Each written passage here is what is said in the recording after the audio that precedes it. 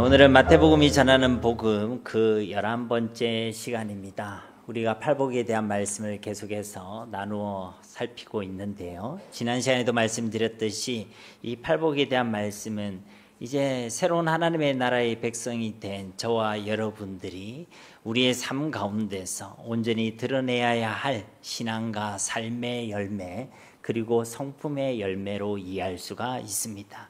즉 이제 예수 그리스도를 통하여 죄와 사망의 권세에서 해방되어서 하나님의 자녀가 된 저와 여러분의 삶 가운데 이제 우리 속에는 예수 그리스도의 생명이 심겨졌기 때문에 그 생명에 합당한 열매를 맺어야 하는데 그 열매의 내용이 바로 이 8가지 복이라는 것입니다. 그래서 거듭 말씀드리지만 결론적으로요, 예수 생명을 가지고 있는 것이 복인 줄 믿습니다. 생명이 있으면 그 생명에 합당한 열매를 맺게 되기 때문에 그런 것이죠. 그러니까 우리가 온유함, 가난함, 애통한 마음, 또 우리가 긍휼히 여기는 마음, 또 오늘 우리가 살펴볼 청결한 마음 복되지만 그 근본적인 그 메시지들이 우리에게 증가하고 있는 복의 핵심은 무엇이냐면 바로 예수님이 복이라는 것입니다. 우리는 이 예수님을 통하여 복 있는 자가 된 자들인 줄 믿습니다. 오늘은 이제 그 8가지 복의 내용 중에 이제 6번째 복의 내용이 마음이 청결한 자가 복이 있는 사람입니다 라는 말씀에 대해서 오늘 함께 나누고자 합니다. 오늘 말씀을 통해 우리의 심령에도 마음의 청결함, 믿음의 청결함이라는 예수 생명의 열매가 맺어지게 되기를 예수님의 이름으로 축복합니다. 오늘 우리 8절 말씀을 살펴보려 하는데요. 우리 8절 말씀만 다시 한번 한 목소리로 함께 봉독하겠습니다. 마음이 청결한 자는 복이 있나니 그들이 하나님을 볼 것이미요. 아멘. 오늘 말씀대로 하나님을 보는 자들이 있습니다. 하나님을 보는 자들이 있다는 것이죠. 일반적으로 우리가 하나님을 볼 수 있습니까? 없습니까?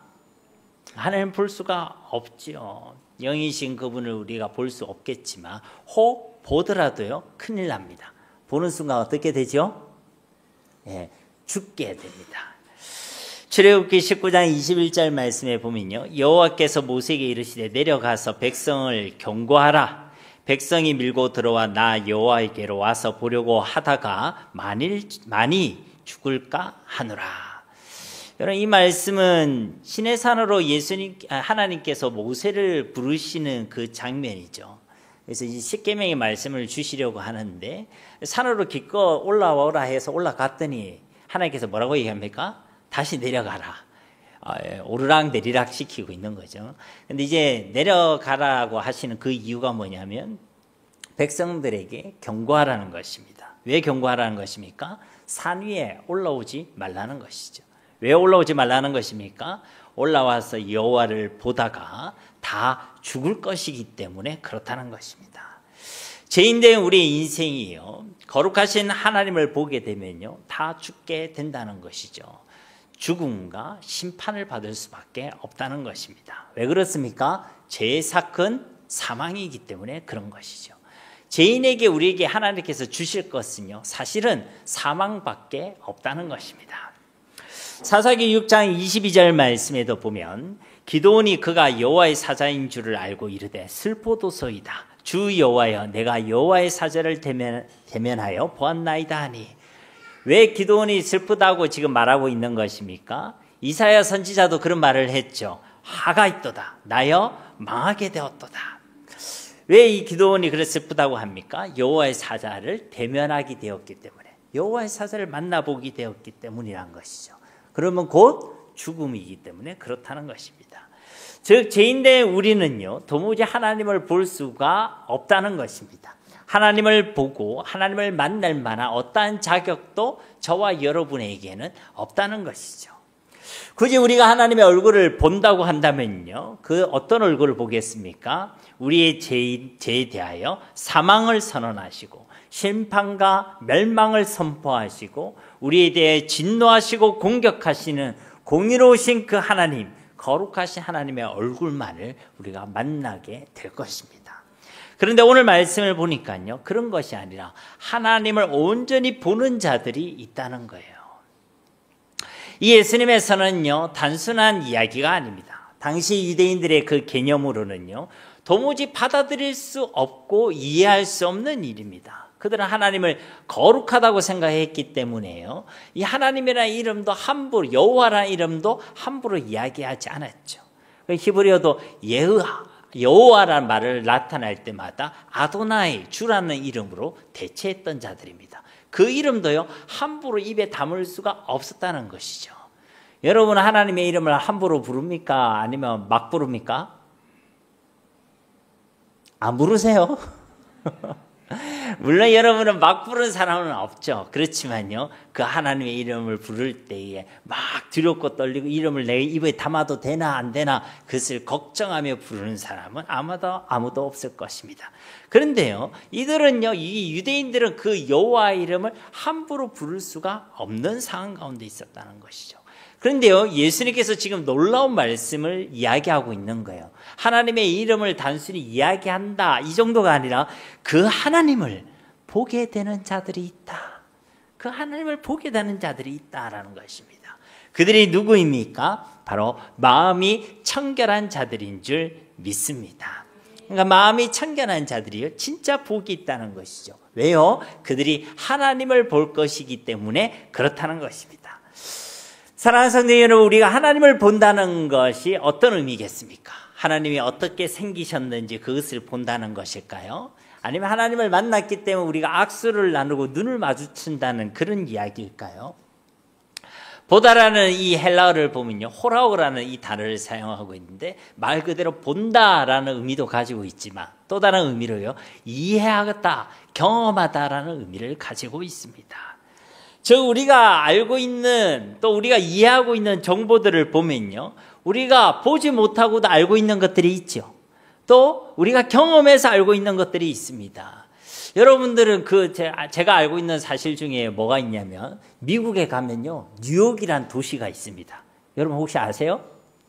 여러분 눈빛을 보니까 그거 모르는 사람이 누가 있냐, 그런 눈빛인데, 그런데 여러분 한번 질문해 봅시다. 여러분 그 뉴욕에 가 보셨습니까? 아니면 안 가보셔도 알고 계십니까? 저도 못 가봤거든요. 못 가봤지만 뉴욕이라는 곳이 있다는 것을 저는 알고 있습니다. 근데요, 뉴욕에 직접 가본 사람이 나 뉴욕을 알아, 이렇게 이야기할 수 있고, 뉴욕을 안 가본 사람도 나 뉴욕이 있다는 거 알아, 이렇게 얘기할 수 있을 것입니다. 그런데요, 그 안다라는 그 내용과 질이 서로 같은가요? 다른가요? 다르죠. 다르다는 것입니다.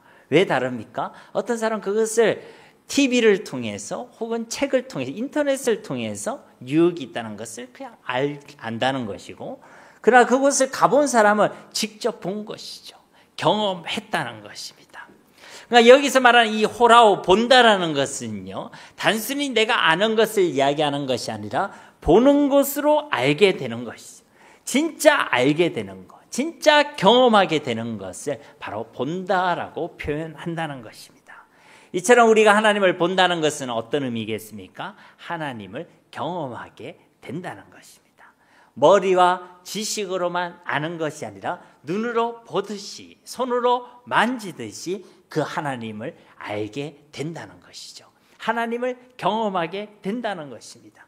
그냥 굳어진 신앙, 신념으로 똥똥 뭉쳐진 신념뿐인 신앙이 아니라 진짜 살아있는 신앙을 가지고 살아가게 된다는 것입니다. 아, 이 자리에 하나님이 함께 계시는구나. 나의 삶을 하나님이 주관하고 계시구나. 하나님만이 나의 위로가 되어 주시는구나. 나의 삶을 하나님께서 이끄시고 인도하고 계시구나. 이것을 진짜 믿고 확신하며 살아가게 된다는 것이죠. 그냥 신념으로, 그냥 의식으로만 가득한 그런 신앙이 아니라 진짜 살아있는 신앙으로 이 땅을 살아가게 된다는 것입니다. 누가 말입니까? 마음이 청결한 자가 그런 살아있는 신앙을 누리게 되는 것이고, 살아있는 신앙으로 이 땅을 살아가게 된다라는 것입니다. 둘째로 하나님을 본다는 것은요, 하나님과 교제를 나누게 된다는 것을 의미하는 것이죠. 우리가 인사할 때요, 이렇게 사람을 만날 때에 오늘 예배 마치고 어디 가십니까? 혹은 오늘 어디 가십니까? 이런 질문을 듣게 될 때가 있죠. 그러면요, 이런 대답을 할 때가 있습니다. 예, 오늘 누구 좀 만나러 갑니다. 혹은 누구 보러 갑니다. 이런 얘기를 하죠. 근데 우리가 누구를 본다, 보러 갑니다 라고 할 때에 어떻습니까? 그 사람을 진짜 만나서 얼굴만 잠깐 보고 온다는 것입니까? 아니면 그 사람을 만나서 인사도 나누고 이런저런 이야기도 나눈다는 의미입니까? 당연히 후자 쪽이겠죠. 그러니까 우리가 누구를 본다, 보러 간다 할 때는요, 그 사람과 교제를 한다는 것입니다. 우리가 하나님을 본다는 것도요, 동일한 것이죠. 그분과 교제를 나누게 된다는 것입니다. 누가 말입니까? 마음이 청결한 자가. 여러분도 그렇지 않겠습니까? 여러분 중에 있는데, 어린아이가 있는데 온몸에 똥칠을 하고 여러분한테 달려오면 여러분이 안아주겠습니까? 아니면 야 잠깐만 있어봐라 스탑 이렇게 하시겠습니까? 물론 여러분의 자식은 뭐 똥통에 뒹굴고 왔더라 어쨌든 안아주겠지요. 그런데요, 내 몸에 온몸에 똥을 칠하고 이렇게 달려오면요, 가까이 하고 싶지 않잖아요. 근데 하나님은요, 죄와는요 또 도저히 함께 하실 수 있으신 분이 아니십니다. 그분요, 거룩하신 분이세요. 근데 우리의 마음이 깨끗하지 아니하면, 우리의 마음이 청결하지 않으면 하나님을 가까이 할 수 없고 하나님과 교제할 수 없다는 것입니다. 근데 마음이 청결하는 자는요, 하나님과 통하게 돼요. 하나님을 가까이 하게 되고 하나님과 교제하게 된다는 것입니다. 우리 사람도요, 교제를 통해서 그 사람을 알게 되죠. 그 사람이 무슨 생각을 하고 있는지, 어떤 마음을 품고 있는지는 모릅니다. 그래서 겉으로 인상을 보면요, 아주 막 이렇게 험악하게 생기신 분이 있을 수 있죠. 그런데 같이 이야기를 해보면요, 아주 부드러운 분이 계십니다. 우리 교회에도 그런 남성분이 있으시죠. 겉모양은 우락부락해 보이는데 가정에 가보면 세상 여린 부드러운 남자가 계시더라고요. 제가 뭐 누구라고 말씀드리긴 좀 그러니까 그런 분들이 계시더라는 것입니다. 그러니까 우리가 얼굴만 봐서는, 외모만 봐서는요 잘 모르는 거예요. 이번 주에도 제가 어떤 분들이랑 이렇게 교제를 했는데 저보고 그런 이야기를 하더라고요. 저희 집사람한테 그런 얘기를 하더라고요. 사모님은 참 좋겠습니다 이렇게 얘기를 하는 거예요. 왜 그러냐고, 왜 그런지 딱 봤더니 목사님이 너무 부드러우셔가지고 너무 좋겠어요 이런 얘기를 하는 겁니다. 그래서 제가 속으로 내가 이미지 관리를 잘했구나 그런 생각을 했죠. 근데 사실 우리 집사람은 어떤 마음을 품었겠습니까? 말은 안 했지만 그래 네가 살아봐라 그런 얘기 안 했겠습니까? 사실은 우리가 외모를 봐서는요 다 알 수가 없습니다. 그런데요, 그 사람과 교제를 나누다 보면요 그 사람을 알게 되는 것이죠. 이것은요, 하나님과의 관계에서도 똑같은 것입니다. 우리가 하나님과의 교제의 시간을 가지면 가질수록요, 우리는 하나님을 알게 되는 것이죠. 하나님의 뜻이 어떠한지, 하나님의 마음이 어떠한지, 하나님의 소원이 무엇인지를 알게 된다는 것입니다. 하나님과 교제의 삶이 없는 사람은요, 하나님의 소원을 알지 못하고 살아가요. 하나님의 뜻이 무엇인지 모르고 살아가게 됩니다. 하나님과의 교제의 시간이 없는 사람은요, 쉽게 말하면 그냥 살아갑니다. 내 계획대로, 내 뜻대로 그냥 살아가는 것이죠. 하루를 마감해도요, 오늘 내 가운데 하나님의 뜻이 무엇이었는지를 고민하지 않습니다. 오늘 하나님이 내 삶 가운데 어떻게 일하셨는지, 내 삶을 어떻게 인도하셨는지를 전혀 고민하지 못합니다. 안 하는 것이 아니라 못한다는 거예요. 왜요? 하나님과의 교제의 시간이 없었으니까.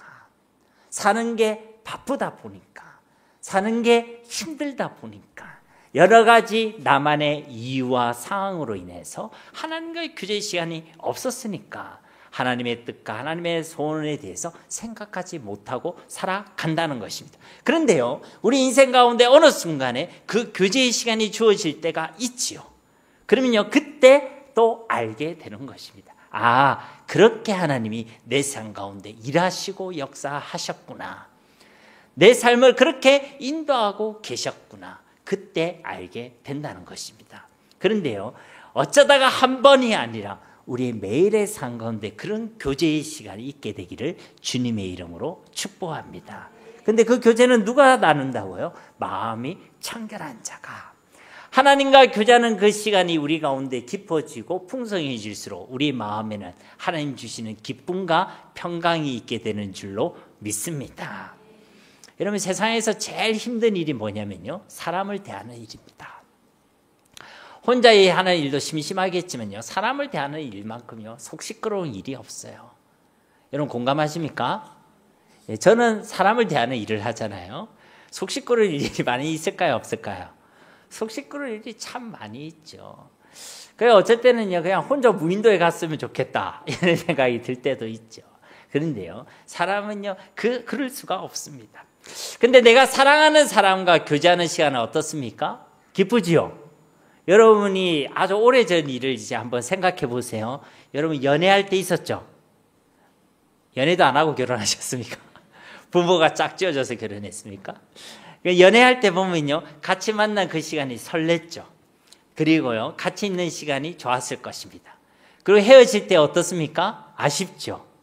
그래서 헤어지는 동안에도 요즘 젊은이들은 통화를 합니다. 아니면 톡을 주고받죠. 전화를 계속하면 핸드폰이 뜨거워져요, 안 뜨거워져요? 뜨거워지죠. 근데요, 자면서까지 통화하면서 막 자죠. 완전 닭살이죠. 왜 그렇습니까? 그 교제하는 시간이요, 기쁘고 즐겁기 때문에 그런 것입니다. 사람은요, 내게 좋은 사람도 있고 내 마음에 안 드는 사람도 있어 참 다양하죠. 그런데요, 우리 하나님은요 언제나 나를 사랑하시는 하나님, 우리에게 가장 좋으신 하나님이신 줄 믿습니다.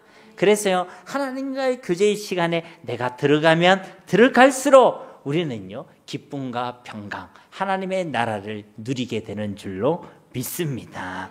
그런데요, 누가 이 하나님을 만나고 하나님을 경험하고 이 하나님과 깊은 교제를 나누느냐? 바로 마음이 청결한 사람이 그와 같이 되게 되는 줄로 믿습니다. 요한일서 1장 3절과 4절 말씀에도 우리가 보고 들은 바를 너희에게 전하면 너희로 우리와 사귐이 있게 하려 함이니 우리의 사귐은 아버지와 그의 아들 예수 그리스도와 더불어 누림이라. 우리가 이것을 쓰면 우리의 기쁨이 충만하게 하려 함이라. 하나님과의 교제의 그 시간, 사귐의 그 시간 가운데 충만한 기쁨이 있게 되는 줄로 믿습니다. 우리의 삶 가운데 항상 하나님의 얼굴을 보게 되기를 예수님의 이름으로 축복합니다. 근데 어떤 사람이 본다고요? 마음이 청결한 사람. 자, 그렇다면 이제 우리 스스로에게 이제 질문을 해볼 시간이 되어졌습니다. 여러분의 마음은 청결하십니까? 여러분의 마음은 어떠하십니까? 이제 청결하는지 확인을 하려고 하면, 근데 청결하다는 것이 뭡니까? 이런 질문이 이제 나올 수 있잖아요. 그래서 오늘 이제 마음의 청결함이 뭔지에 대해서도 함께 나누려고 합니다. 우리가 청결하다고 하면 깨끗하다 이런 의미를 우리가 생각할 수 있잖아요. 근데 우리의 마음은 어떻습니까? 사실요, 우리의 마음만큼 더럽고 부패한 것이 없죠. 우리의 마음이 보이는 게 좋습니까? 안 보이는 게 좋습니까? 딱 한 번만 궁금할 때가 있죠. 내가 사람 고백하고 나서 저 사람의 마음이 궁금할 때가 있죠. 그 외에는요, 사실은요, 그 사람의 마음도 차라리 안 보는 게 낫습니다. 지금도요, 우리 마음과 생각 속에는요, 수많은 마음들과 수많은 생각들이 지나갑니다. 그런데 그게 다 보인다고 생각해 보세요. 우리가 예배 드릴 수 있을까요? 없겠죠. 지금도요, 머릿속에 막 말풍선이 막 보이는 거예요. 그러면서 생각들이 보이면 우리 눈이 그렇게 가겠죠. 저 생각 속에 혹시 내 욕하는 인간은 없나? 혹시 저 마음속에 나에 대해서 불만을 품은 사람은 없는가? 그게요, 다 보이면요, 속 시끄러운 거예요. 그래서 저는요, 우리의 마음과 생각을 안 보이게 하신 것이 진짜 하나님의 은혜라고 생각합니다. 왜요? 우리의 마음만큼요, 더럽고 부패한 것이 없어요. 예레미야서 17장 9절에도 10절 말씀에 보면요, 만물보다 거짓되고 심히 부패한 것은 마음이라. 누가 능히 이를 알리오마는. 우리의 마음은요, 어떻다고 합니까? 만물보다 거짓되고 심히 부패한 것. 얼마 전에 제가요, 새벽에 갑자기 이제 우리 여기 앞에 CCTV가 있잖아요. 여기 앞에 복도에 CCTV가 있어요. 근데 CCTV에 갑자기 경보가 울리는 거예요. 새벽에 2시에. 2시에. 2시에 왜 우리가 도둑놈이 왔나 싶어 놀래가지고 CCTV를 이렇게 딱 봤는데 2시에요. 쥐 있잖아요. 쥐가 얼마나 큰지 CCTV에 걸린 거예요. 사람이 지나가도 안 걸릴 때가 있는데 쥐가요 복도에서요 완전히 자기끼리 운동하고 있더라고. 우리 복도에. 더러워요 안 더러워요? 그것보다 더 더러운 게 우리의 마음이라고요. 여러분들이 분리수거장을 요즘은 뭐 여자분들은 잘 안 가시죠. 남자분들이 잘 버리시니까. 저희 집은 저희 집사람이랑 저희 애들이 갑니다. 그런데요 거기 가면요 얼마나 더러운 것들이 많은지 몰라요. 근데 그거보다 더 더럽고 부패한 게요 우리의 마음이란 거예요. 근데 뒷말이 참 위로가 되잖아요. 누가 능히 이를 알리오마는. 아무도 모른다는 거예요. 아무도 몰라서 다행이고 감사하다는 거예요. 그런데요 이어진 10절 말씀을 보세요.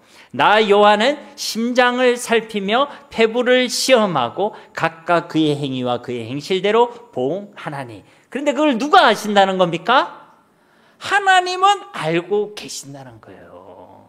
이 시간은 우리의 말풍선들, 생각들, 마음들, 그것을요 하나님은 정확하게 알고 계신다는 것입니다. 하나님께는 우리의 그 마음이, 우리가 가지는 그 생각이요 다 보이고 있다는 것입니다. 그런데 그 마음이 어떠해야 된다는 것입니까? 청결해야 한다는 것이죠. 겉모습이 아닙니다. 우리의 마음이요 청결해야 한다는 것입니다. 우리 겉을 보면 옆 사람 한번 보세요. 좀 깨끗해 보입니까? 아니면 추잡아 보입니까? 깨끗해 보이죠? 예, 왜냐하면요 외출한다고 나름 세수도 했지 않습니까? 그죠? 저도요 어저께 이 청결에 대한 말씀을 묵상하시면서요 뭔가 너무 찔리는 거예요. 내 마음이 참 청결하지 못하구나. 그래서 제가 견디지 못해 뭘 했냐면요 제가 샤워를 했습니다. 우리 애들은 알 거예요. 내가 말씀 준비하다가 갑자기 샤워한다고 하니까 우리 애들이 말씀 준비 끝냈냐고. 그러게 아니 내가 뭔가 마음이 찔려 샤워라도 해야 되겠다고. 근데 여러분 그렇게 샤워하고 목욕한다고 깨끗해집니까? 우리의 겉이 깨끗한 것이 진짜 하나님이 소원하시는 것입니까? 아닙니다. 우리의 마음이 깨끗하고 청결하기를 하나님은 소원하시는 줄 믿습니다. 겉으로 보면요 괜찮아 보여요.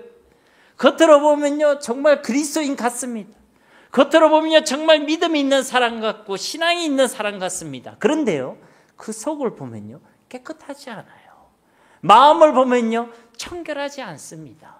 그 삶을 보면요 결코 청결함이 보이지 않습니다. 그러면요 엉터리라는 거예요. 엉터리라는 것입니다. 그러니까 살아있는 신앙으로 살아가지 못하게 된다는 것입니다. 여러분 우리의 겉이 아니라 우리의 마음이 청결해지기를 예수님의 이름으로 축복합니다. 그럼 우리의 마음의 청결함이란 것은 뭐냐? 오늘 우리가 두 가지를 살펴보려고 합니다. 이 두 가지 의미는요 명확하게 구분되는 의미가 아닙니다. 오히려 비슷하고 굳이 두 가지로 나눠야 되나 싶을 정도로요 연결되어 있습니다. 그런데요 여러분의 이해를 돕기 위해서 두 가지 측면으로 나누어서 우리의 마음의 청결함에 대해서 함께 살펴보고자 합니다. 첫째로 마음의 청결함이란 것은요 깨끗함, 정결함, 거룩함의 의미를 가지고 있습니다. 이것을 이해하기 위해서 여러분 필요한 단어가 있는데 그것이 바로 죄입니다. 죄. 즉 이 청결함이란 것은요 죄에 대하여 우리의 마음이 깨끗하고 정결한 것을 의미하는 것입니다. 죄에 대하여 깨끗한 것, 죄에 대하여 정결하고 거룩한 것, 그것이 바로 마음의 청결함이란 것이죠. 시편 24편 3절 이하의 말씀에 보면요 여호와의 산에 오를 자가 누구며 그의 거룩한 곳에 설 자가 누구인가. 여호와의 산, 거룩한 곳, 그것은요 하나님이 계신 곳을 의미하는 것이죠. 그곳에 오르고 그곳에 선다는 것은 어떤 의미겠습니까? 하나님을 대면하는 것이죠. 하나님을 보고 하나님을 만나는 것을 의미하는 것입니다. 저 시내산에 올라간 모세가 하나님을 대면했듯이 저 산에 거룩한 곳에 오른다는 것은 그 하나님을 보고 하나님을 대면한다는 것이죠. 오늘 말씀대로 표현하자면 이 시편 24편 3절의 질문은요 하나님의 얼굴을 보게 되는 자가 누구인가 라는 질문으로 이해할 수 있다는 것입니다. 그런데 이어진 4절 말씀에 보면요, 곧 손이 깨끗하며 마음이 청결하며 뜻을 흩하는 데에 두지 아니하며 거짓 맹세하지 아니하는 자로다. 그는 여호와께 복을 받고 구원의 하나님께 의를 얻으리니 이는 여호와를 찾는 족속이요 야곱의 하나님의 얼굴을 구하는 자로다. 셀라. 그러니까 누가 하나님의 얼굴을 보게 된다는 것입니까? 그 손이 깨끗한 자, 그 마음이 청결한 자가 그 은혜를 누리게 된다는 것입니다. 여러분, 손이 깨끗하다는 것은 어떤 것입니까? 손을 잘 씻어서 위생상으로 깨끗하다는 것입니까? 아니죠. 이 손은요, 우리의 삶과 우리의 행실을 의미하는 것입니다. 그 삶에요, 깨끗함이 있다는 것이죠. 정결함이 있다는 것입니다. 거룩함이 있다는 것이죠. 유대인들은요, 집집마다 이것을요, 정결 예식을 위한 물을요, 집 앞에 두었습니다. 우리가 잘 아는 가나 혼인잔치에 보면요, 뭐가 변해서 포도주가 되어졌죠? 물이 변했죠. 그 물이 어디에 담겨져 있었습니까? 항아리. 그 항아리에 왜 물이 담겨져 있었냐면 바로 이 용도였죠. 외출 후에는 발을 씻고 밥 먹기 전에는요, 이들이 항상 손을 씻었습니다. 위생상 그 일을 하기도 했지만요, 그들 가운데는요, 정결 예식, 그들이 가지고 있는 정결 예법이었다는 것입니다. 그렇게 손은 깨끗했겠고 발은 깨끗했을지 모르겠지만 정작요, 그 유대인들은 예수님 당시에 책망을 받았습니다. 그들의 마음이요, 깨끗하지 못했다는 것입니다. 손과 발은 잘 씻었지만 그들의 마음과 삶은요, 청결하지 못했다는 것입니다. 우리도요, 충분히 그럴 수 있죠. 겉은 멀쩡하고 깨끗한데 우리의 속은요, 부패하고 썩어져서 아예 문드러져 있을 수 있다는 것입니다. 겉은 거룩하고 경건의 모양은 있는데 우리의 삶에는 어떤 경건의 능력도 살아있는 신앙의 모습도 보이지 않을 수 있다는 것입니다. 오늘 본문 말씀도 그렇고요, 이 시편 24편 말씀도 그렇고, 제 가운데에 머물러 있는 삶으로는요, 하나님을 경험할 수도 하나님을 볼 수도 없다는 것입니다. 제 가운데 머물러 있는 삶으로는 제에 대한 깨끗함이 없이는 우리는 하나님을 경험할 수 없다는 것이죠. 하나님과 교제할 수 없다는 것입니다. 죄는요, 우리의 감각을 무뎌지게 만들고 우리의 감각을 멸하게 만드는 것입니다. 하나님을 감각할 수 없게 만든다는 것이죠. 당연히 신앙생활에도 기쁨이 없겠죠. 내가 말씀을 읽고 내가 말씀을 듣고 내가 기도하고 찬양하는데도 기쁨이 없다는 것입니다. 그냥 신념으로, 그냥 의식으로 하나님을 예배하고 신앙생활하게 된다는 것이죠. 살아있는 신앙을 가질 수 없다는 것입니다. 왜 그렇다고요? 우리의 마음이 죄에 대하여 청결하지 않기 때문에 그렇다는 것입니다. 여러분, 이 죄라는 거는요, 불신앙에서 시작되는 것입니다. 우리 가운데 불신앙이 있고 하나님에 대한 믿음이 사라질 때에 우리는 반드시요, 죄를 선택하게 되어 있습니다. 한번 생각해 보십시오. 여기에 하나님이 계신다. 여기에 하나님이 나를 정확히 보고 계신다. 하나님이 죄를 얼마나 싫어하신지를 내가 믿고 있다. 하나님이 허락하신 그 거룩함을 지켜내는 것이 우리에게 얼마나 복이 되는지를 알고 있다. 그러면요, 죄를 선택하겠습니까? 선택하지 않습니다. 제가 CCTV 이야기하잖아요. CCTV 하나만 있어도 우리 행동에 제약이 걸립니다. 막 70km를 80km를 100km를 달리다가요, 50km로 속도 단속 카메라 하나만 있어도요, 속도를 줄이게 된다는 거예요. 당연한 거 아닙니까? 여러분들은 50km 단속 카메라가 있으면 시원하게 통과하십니까? 국가를 위해, 나라를 위해 내가 세금을 내리라 하면서 시원하게 통과하십니까? 그러지 않죠. CCTV 하나만 보고 있어도요, 우리 행동에 제약이 걸리고 행동에 변화가 있게 된다는 것입니다. 그런데 하나님이 여기 계신다. 하나님이 나를 보고 계신다. 하나님이 죄를 정말로 싫어하신다. 우리가 거룩함을 지키는 것이 얼마나 복되다는 것을 내가 알고 믿고 있다. 여러분, 그런데 죄를 택할 수 있겠습니까? 그렇지 않다는 것이죠. 믿지 않아서 그런 것입니다. 머리는 알고 있는데 내가 믿지 않고 있다는 것입니다. 그때요, 죄는 들어오게 된다는 것입니다. 죄는요, 욕심과 정욕에서 시작되는 것입니다. 야고보서 1장 15절 말씀에 보면요, 욕심이 잉태한 즉 죄를 낳고 죄가 장성한 즉 사망을 낳느니라. 여러분, 욕심이라는 것은요, 다른 것을 탐내는 마음이죠. 그런데 이 욕심이 언제 생기겠습니까? 나에게는 없기 때문에, 또는 나에게 있는 것이 더 작고 더 부족하다고 여기기 때문에요, 욕심을 가지게 되는 것입니다. 여러분 아이가요 맛있는 과자를 먹고 있으면 여러분 빼앗고 싶은 마음이 들어요 안 들어요? 그 사람은 어릴 때 과자에 대해 한이 맺힌 사람일 것입니다. 왜냐하면 지금요 나한테 그 과자는요 그렇게 필요한 것이 아닙니다. 언제든지 내가 사 먹을 수 있는 것이죠. 그런데 내가 가지지 못했다고 생각하는 것들, 또 내가 가지고 있지만 남들보다 더 작고 부족하게 가지고 있다고 생각하는 사람은요 항상 이 욕심이라는 유혹에서요 헤어날 수가 없습니다. 그래서요 이 욕심은요 내가 가진 것을 작다고 없다고 생각하기 때문에요 세상에 대해서 욕심을 가지고 돈에 대해서 욕심을 가지고 다른 것에 탐하는 마음을 가지게 된다는 것입니다. 왜 그렇다고요? 내가 가진 것을 알지 못하니까, 내가 가진 것을 모르니까, 내가 가진 것의 가치를 알지 못하니까 그렇다는 것입니다. 여러분 우리가 내가 받은 하나님의 은혜를 모르고 내가 받은 하나님의 사랑을 모르고 내게 주신 그 예수 이름의 가치를 모르면요 우리는 욕심과 탐심과 정욕에 이끌리는 삶을 살아갈 수밖에 없게 되는 것입니다. 여러분 정말 예수님을 세상의 가장 귀한 가치로 고백하십니까? 내 생명보다 더 귀한 것으로 여러분 정말로 고백하십니까? 그러면 세상의 것으로 흔들리지 않습니다. 세상을 여러분 탐하지 않게 된다는 것입니다. 내게 가장 귀한 것이 있는데, 내가 세상에 그 무엇으로 비교할 수 없는 것이 있는데 왜 세상의 것을 탐내게 되겠습니까? 왜 세상의 것에 없는 것으로 인하여 내가 낙심하고 실망하고 절망하고 그렇게 살아가겠습니까? 아닙니다. 그래서 신앙은요 예수님을 아는 것입니다.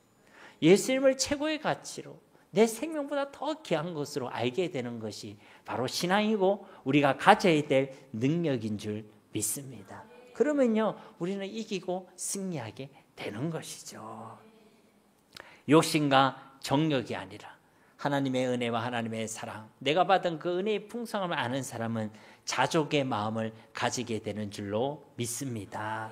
우리 빌립보서 4장 11절 12절 말씀 우리 함께 봉독해 보겠습니다. 빌립보서 4장 11절 12절 내가 궁핍함으로 말하는 것이 아니니라 어떠한 형편에든지 나는 자족하기를 배웠노니 나는 비천에 처할 줄도 알고 풍부에 처할 줄도 알아 모든 일 곧 배부름과 배고픔과 풍부와 궁핍에도 처할 줄 아는 일체의 비결을 배웠노라. 아멘.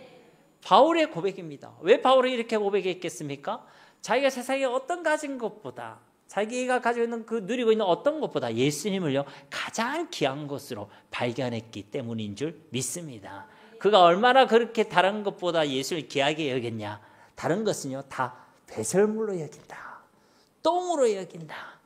근데 우리는 배설물로 여기고 똥으로 여기는 바울이 그 똥이라고 얘기했던 것이 우리한테 너무 소중한 경우가 많죠. 돈, 지위, 명예, 배경, 사람, 가문 이런 것들이 우리에게는 너무나도 중요하다고 생각할 때가 많이 있습니다.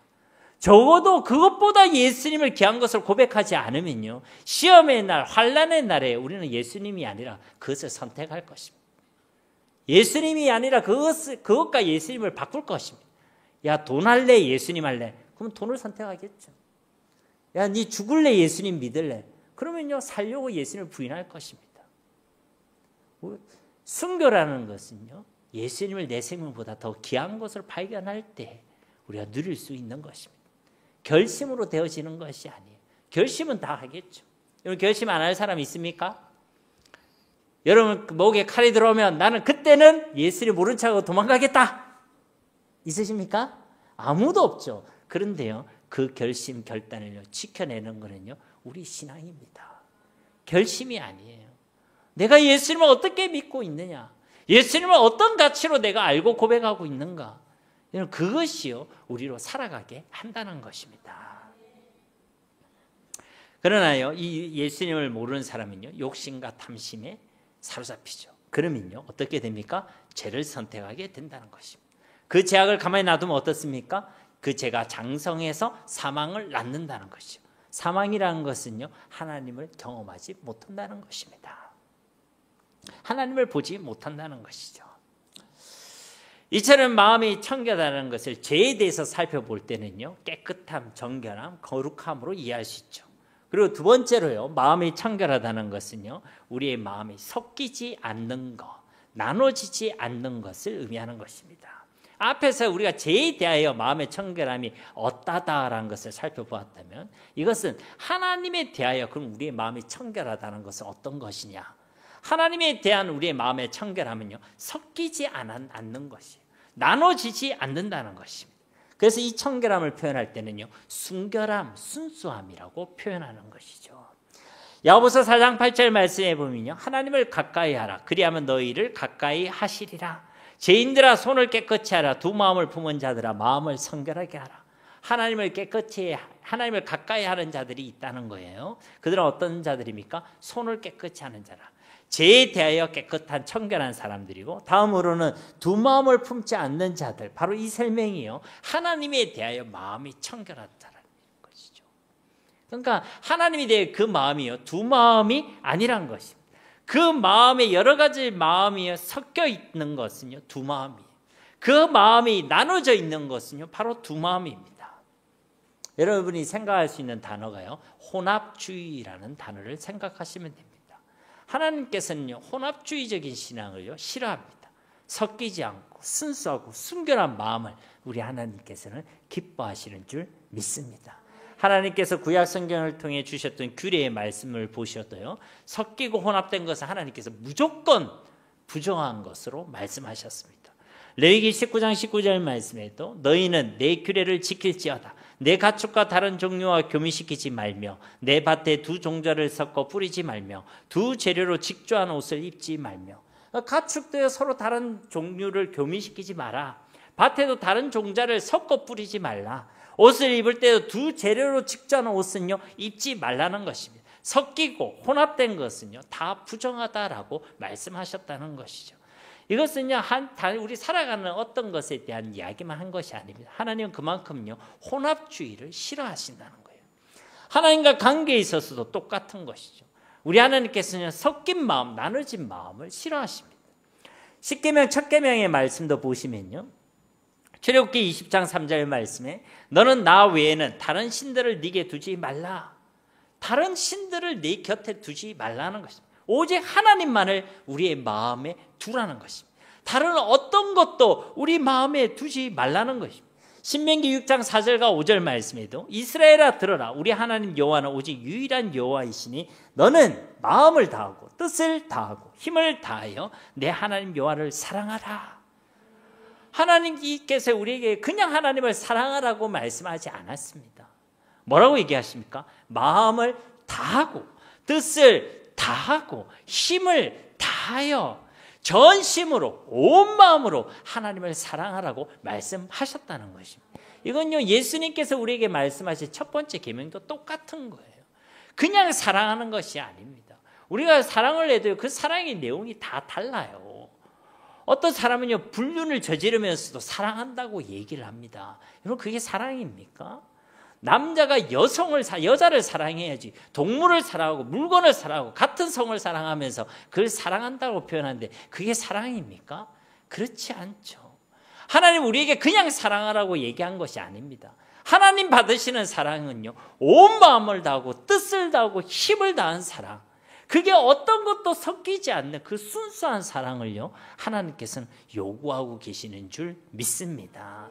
딴 마음을 품지 말라는 거예요. 딴 마음을. 그런데 이스라엘 백성들은 어떻게 했습니까? 열왕기하 23장 4절 말씀에 보면요, 왕이 대제사장 hil기야와 모든 부제사장들과 문을 지킨 자들에게 명령하여 바알과 아사레와 하늘의 일월 성신을 위하여 만든 모든 그릇들을 여호와의 성전에서 내다가 예루살렘 바깥 기드론 밭에서 불사르고 그것들의 재를 베델로 가져가게 하고. 이 기사는 요시야 왕 때 일어났던 개혁 운동에 대한 말씀이죠. 그런데 이 성경의 증언을 보면요, 우리에게 놀라운 사실을 알려주고 있죠. 무엇입니까? 바알과 아사랴와 하늘의 일월 성신을 위하여 만든 모든 그릇들을 어디에서 내다가? 여호와의 성전에서 내다가 예루살렘 바깥 기드론 밭에서 불사르고. 여러분, 이것이 우리에게 놀라운 사실을 알려주고 있는 것입니다. 무엇입니까? 하나님을 경외해야 될, 오직 하나님을 두어야 될 그 성전 안에 바알과 아세라를 섬기는 행위가 이루어지고 있었다는 것이죠. 바알과 아세라를 섬기는 그릇들이 그 성전에 버젓이 보관되어 있었다는 것입니다. 여러분, 제가 야고보서 강의를 통해서 말씀을 나눌 때도 여러분에게 증언했지만 바알과 아세라는요, 고대 근동시대의 풍요와 번영의 신들이었습니다.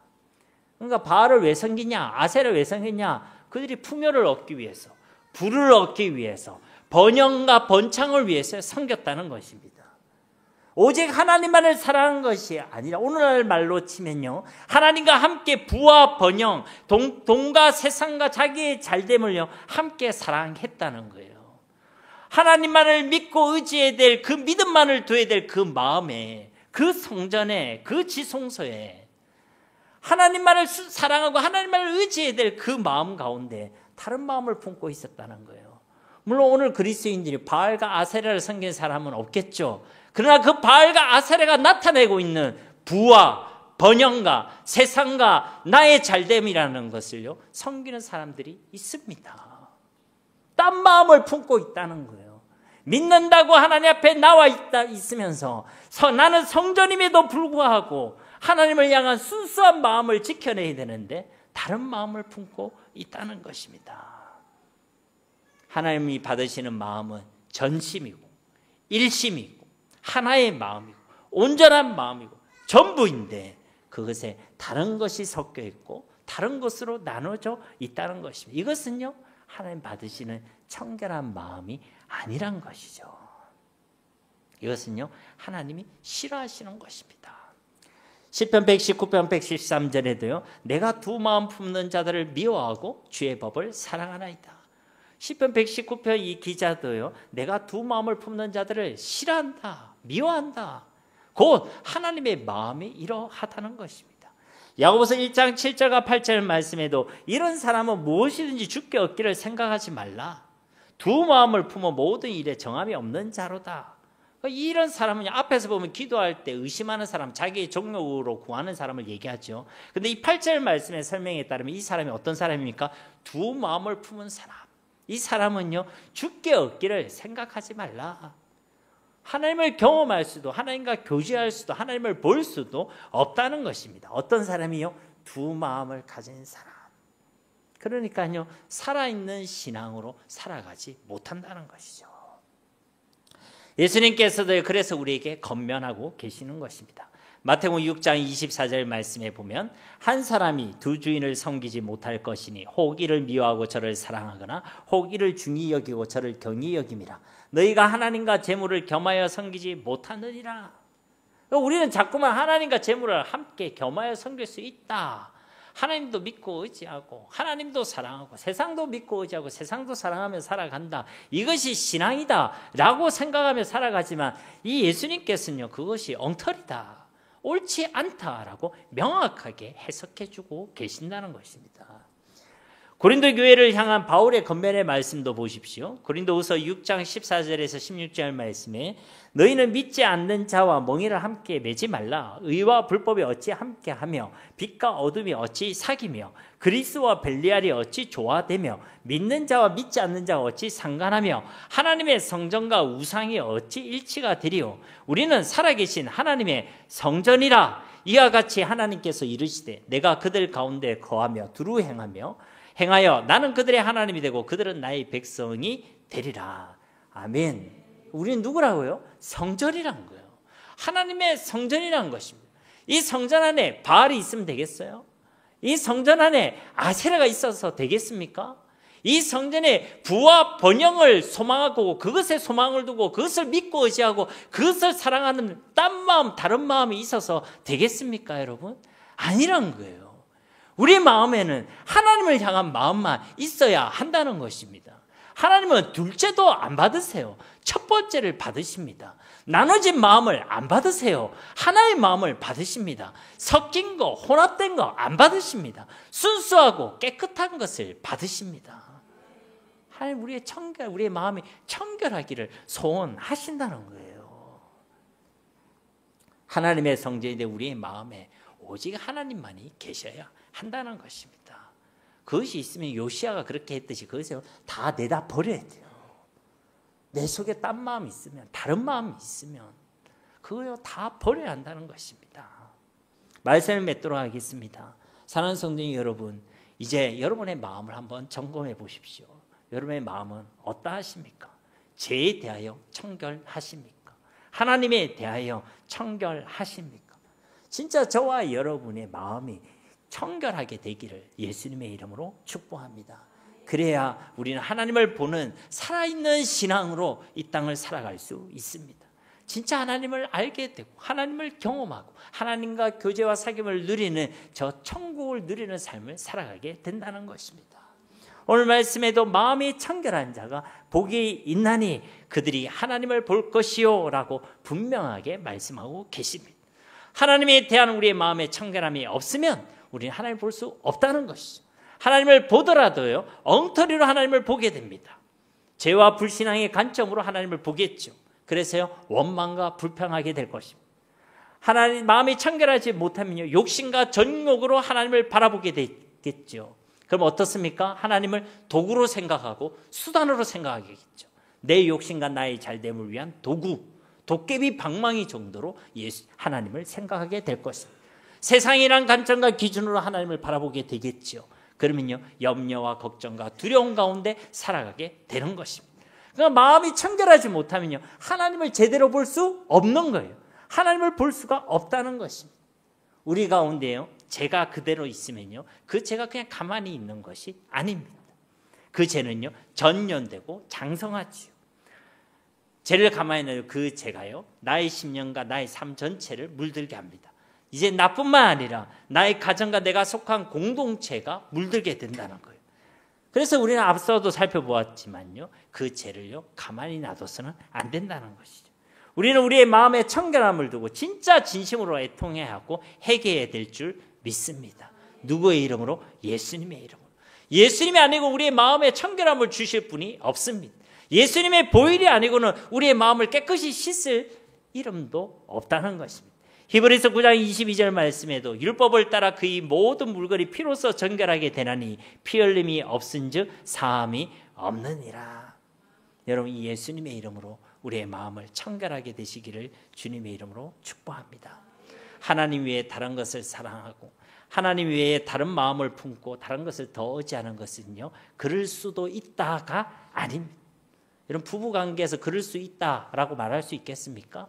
내 아내가 내 남편이 나 다른 사람도 사랑해 내 다른 여자도 사랑해 그러면 그럴 수도 있다 이렇게 이야기하겠습니까? 아니요 그럴 수 없는 것입니다. 우리가 다른 마음을 품고 살아가는 것 다른 것을 더 의지하는 것은요 그럴 수 있는 것이 아니라 명백히 주님을 향한 배신이고 배반이며 명백한 불신앙이라는 것을 기억해야 하는 것입니다. 하나님이 정말로 싫어하시는 것 하나님이 정말로 아파하시는 것이라는 것입니다. 그러므로 진짜 하나님의 은혜 가운데 예수님의 이름으로 우리의 마음이 청결해져서 하나님을 만나고 하나님을 경험하는 살아있는 신앙으로 이 땅을 살아가는 우리 모두가 다 되시기를 예수님의 이름으로 간절히 축원드립니다. 우리 말씀을 기억하시면서 이 시간 함께 기도하기를 원합니다. 주님 우리의 삶 가운데 우리에게 허락하신 예수 생명에 합당한 열매가 맺어지기를 원합니다. 특별히 오늘 주신 말씀대로 우리의 마음이 청결해지기를 원합니다. 그리하여 살아있는 신앙으로 이 땅을 살아가길 원합니다. 우리 가운데 죄에 대하여 더러움이 있다면 주님 용서하여 주옵소서. 하나님에 대해 우리의 마음이 나눠져 있다면 주님 우리를 용서하여 주옵소서. 우리 마음에 청결함을 허락하여 주셔서 하나님을 보는 자들로 하나님의 나라를 누리는 자들로 이 땅을 살아가게 하옵소서. 우리 합심으로 이 시간 기도하겠습니다. 살아계신 아버지 하나님 감사합니다. 오늘도 말씀을 통하여 하나님의 나라의 백성들의 삶 가운데 어떤 생명의 열매가 맺어져야 하는지를 말씀해 주심을 감사드립니다. 주님 우리의 생명 가운데 우리의 삶 가운데 하나님 그 생명에 합당한 열매 그 마음의 청결함의 열매가 맺어지기를 간절히 소망합니다. 겉만 깨끗하고 청결한 자들이 아니라 경건의 모양만 있는 자들이 아니라 진짜 우리의 마음에 진짜 우리의 삶에 청결함이 있기를 간절히 소망합니다. 주님 죄에 대하여 우리 가운데 정결함과 거룩함이 있게 하여 주시옵소서. 우리의 죄악을 용서하여 주옵시고 우리 가운데 있는 불신앙과 정욕을 물리쳐 주시옵소서. 하나님에 대하여 우리의 마음에 청결함이 있게 하여 주시옵소서. 섞이지 않는 마음, 나눠지지 않는 마음으로 오직 주님만을 믿고 의지하게 하시고 오직 주님만을 사랑하게 하여 주시옵소서. 다른 마음, 딴 마음을 품지 않게 하옵소서. 세상의 부와 번영을 소망하지 않게 하옵소서. 진짜 예수님을 알게 하시고 예수님의 가치를 확신하게 하셔서 세상을 불허하는 자들이 아니라 세상의 마음을 빼앗기는 자들이 아니라 오직 하나님만을 마음을 다하여 뜻을 다하여 힘을 다하여 사랑하는 자들로 이 땅을 살아가게 하옵소서. 그리하여 우리 삶 가운데 하나님을 보는 자들로 살아가게 하옵소서. 살아있는 믿음으로 살아있는 신앙으로 살아가는 자들이 되어지게 하옵소서. 하나님의 나라를 경험하게 하시고 이 세상 가운데 하나님의 나라를 드러내며 나타내는 삶을 살아갈 수 있는 복 있는 사람들이 되어질 수 있도록 주님 축복하여 주시옵소서. 감사드리며 예수님의 이름으로 간절히 기도드립니다.